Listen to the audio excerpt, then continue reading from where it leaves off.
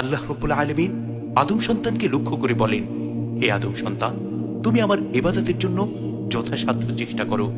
আমি তোমার অন্তরকে প্রাচুর্য দিয়ে ভরপুর করে দেব এবং তোমার অভাব অনটন চিরতরে দূর করে দেব। সুবহানাল্লাহ, সুবহানাল্লাহি ওয়া বিহামদিহি, সুবহানাল্লাহিল আযীম।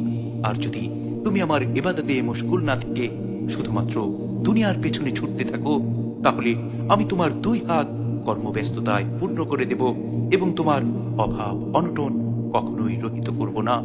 নাউযুবিল্লাহ, নাউযুবিল্লাহ। এ সম্পর্কে জামিআয়ে তিরমিজির 2466 নম্বর হাদিস।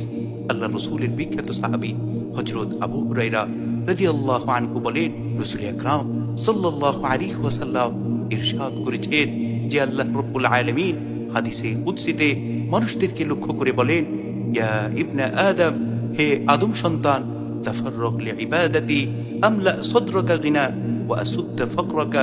তুমি তোমার সাধ্যমতো আমার ইবাদত করার চেষ্টা করো, আমি তোমার অন্তরকে প্রাচুর্য দিয়ে ভরপুর করে দেব এবং তোমার অভাব অনটন দূর করে দেব। ওয়া ইল্লা তাফআল মালাতু ইয়াদাইকা শুগলা ওয়া লাম আসুদ্দা ফাকরাক। আর যদি তুমি তা না করো, অর্থাৎ আমার ইবাদত না করে শুধুমাত্র দুনিয়ার পেছনে ছুটতে থাকো, তাহলে আমি তোমার দুই হাত কর্মব্যস্ততায় পূর্ণ করে দেব এবং কখনো তোমার অভাব অনটন দূর করব না।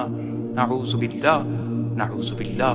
এজন্য আমাদের প্রত্যেকের উচিত হচ্ছে যথাসাধ্য আল্লাহ রাব্বুল আলামিনের ইবাদতের মধ্যে মশগুল থাকা।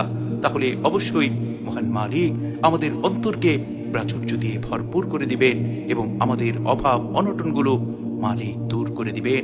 আর যদি আমরা তা না করি, তাহলে মহান রব আমাদের উপর গুসা করে আমাদের দুই হাতকে দুনিয়ার কর্মব্যস্ততা দিয়ে ভরপুর করে দিবেন এবং আমাদের জীবন থেকে অভাব অনটন দূর করবেন না। নাউযুবিল্লাহ, নাউযুবিল্লাহ।